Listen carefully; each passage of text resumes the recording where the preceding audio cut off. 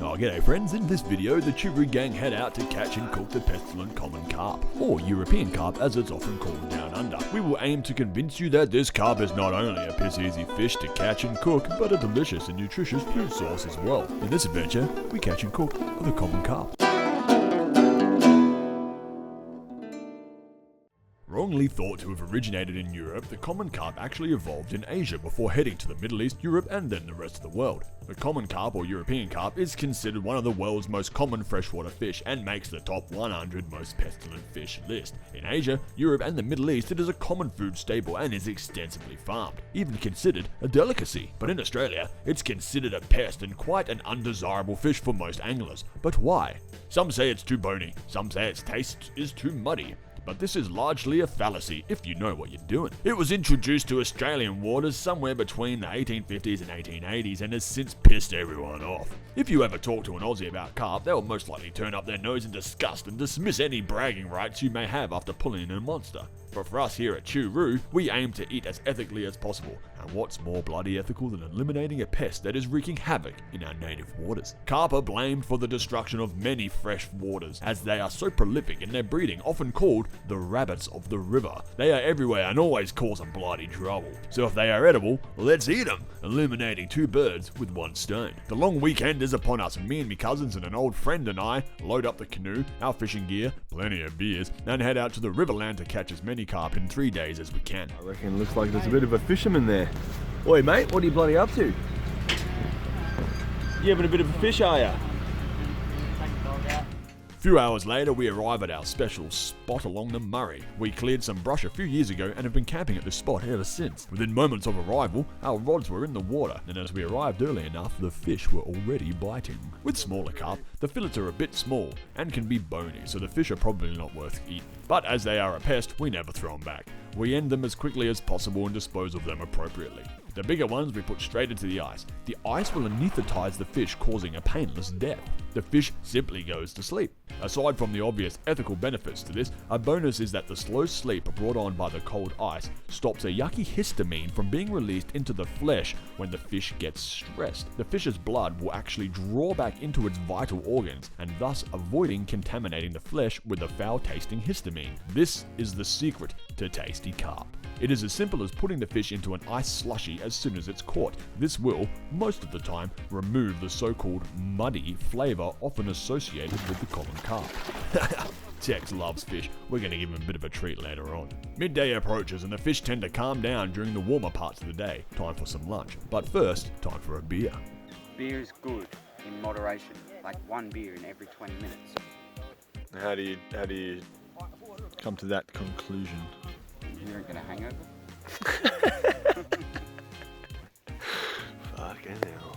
I didn't actually get a shot of us eating the fried carp as I was too busy smashing it down, but I can assure you it was superb. We always keep a line in the water, but as the fish are less likely to bite, it's time to scout for some future camping sites and potential fishing spots. You should absolutely climb on that, dude. Let's go in there. Pull tight.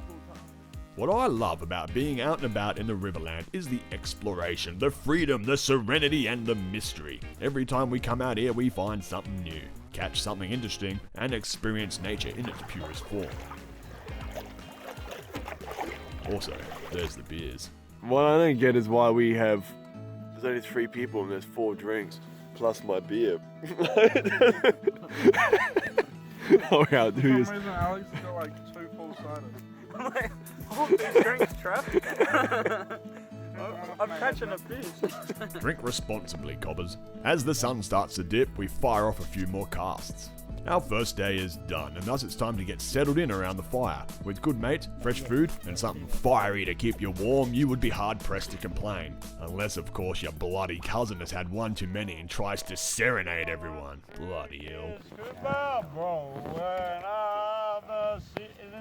Next to the river, drinking a beer with my brother.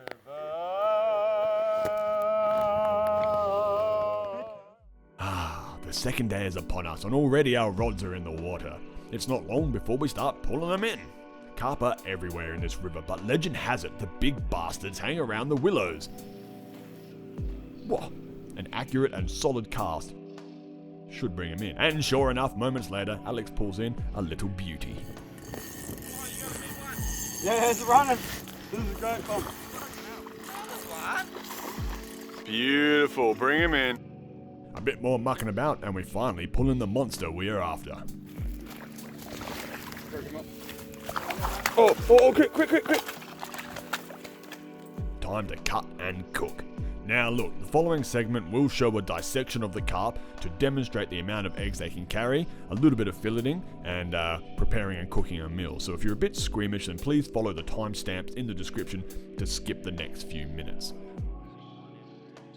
The common carp female can carry between 100,000 to 300,000 eggs. It's no wonder these little bastards are taking over our rivers. In fact, it's believed that 90% of the biomass in the Murray River is carp, meaning 90% of all living creatures in this water are the common carp. Some people use the roe to make all kinds of dishes, but we couldn't be bothered, so we disposed of the eggs appropriately. Carp meat is fairly solid, so you can make a curry, stew, or soup out of it, and the meat will hold together well. So, what have we got here, cuz? We've got a curry base with some potatoes, coconut milk, a tin of diced tomatoes, and then some potatoes that we boiled up earlier as well. And then here we've got some nice fillets of Murray carp that we have caught, ice bathed, and then cut up and ready to put in this fucking delicious ass curry.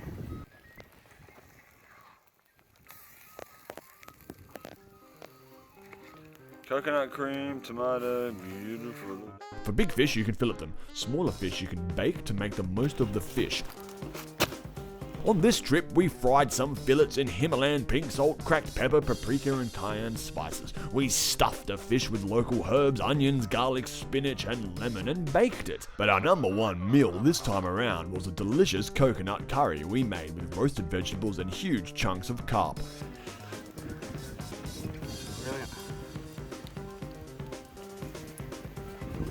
All our recipes are available on our website, choo.com. Check it out. While the food was cooking, we had a little visitor come to our campsite. A cheeky echidna popped by to say g'day. The echidna is one of the only two mammals on Earth that actually lays eggs, the other being the platypus, so this was quite a treat for us. Out here, nature is bloody everywhere, and Alex over here, or as I like to call him, Timon, has a thing for bugs. This ant here is one of the soldier ants of the colony. What's his job? Just to go out there and protect the nest? Yeah, he usually stays close to the nest. So It's we're... weird that he's out here wandering around. Does that mean we're on the nest? Ah! Also could Time to set him free. We don't kill anything unless we need to, or unless we're hungry. So after a bit of farting about, it was time to eat. Alex was a bit pooped from all that fishing apparently, so it was up to myself, Travis, and Dave to give the curry a shot. Oh, it's fucking delicious. Absolutely fucking delicious.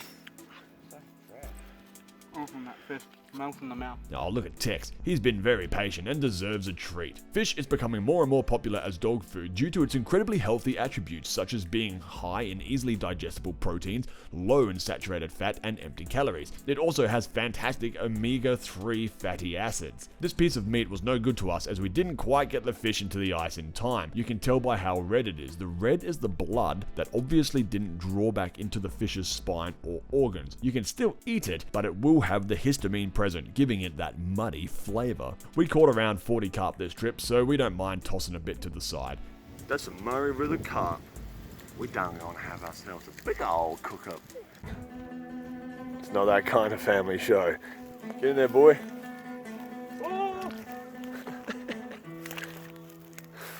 What do you reckon, Tex? That's your dad, mate.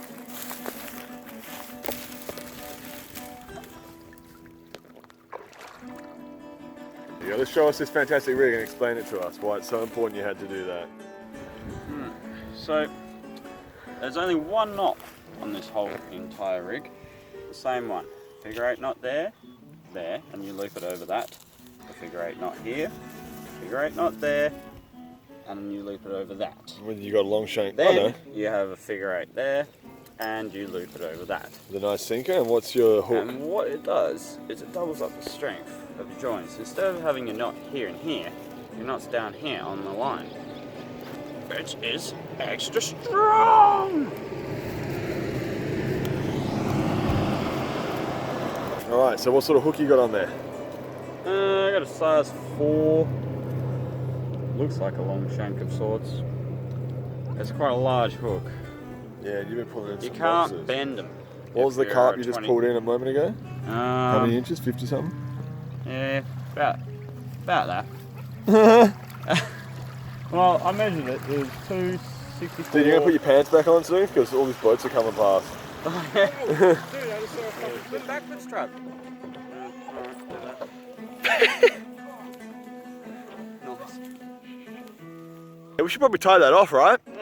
Next time. Oh, Travis, you legend, mate. You're the canoe saver. We weren't moving. Hey, watch our lines there, brother.